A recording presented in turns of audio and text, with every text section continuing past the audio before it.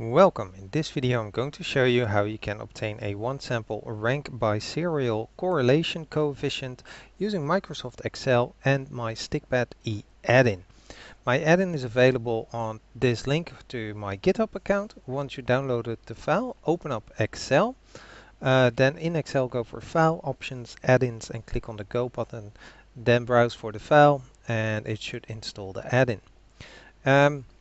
That add-in gives you access to a lot of additional functions that I made, and one of them is the R, short for correlations, rank biserial OS for one sample.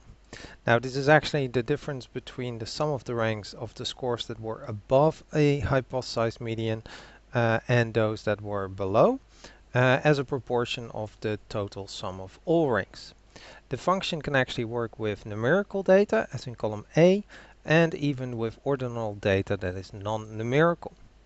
The function takes as input, of course, the data, which should be the range, which should be a vertical range, and please do not select an entire column, but just really specify the range from this till that. If it's non-numerical data, then also specify the levels. So for example, over here I specified which categories I actually had. And if you want, you can specify the hypothesized median. If you don't specify it, the mid-range will be used, which is simply the difference between the maximum and the minimum.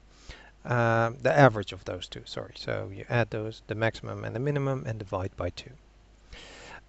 It returns actually a small array of 2 by 2 with, so as you can see here, I've used it on the numerical data.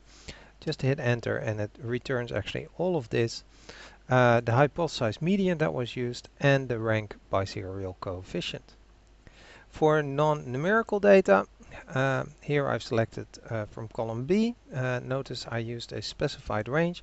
I'm using a semicolon to separate parameters. Perhaps in your version of Excel it should be commas. And I indicated the levels that were used, and as you might notice I get the exact same result. As a rule of thumb for interpretation, there is an additional function I made th for thumb rules of the rank biserial. And then you can just specify the rank biserial coefficient and it returns how big this can be classified according to, in this case, cohen. Alright, I hope this video was helpful and thank you for watching.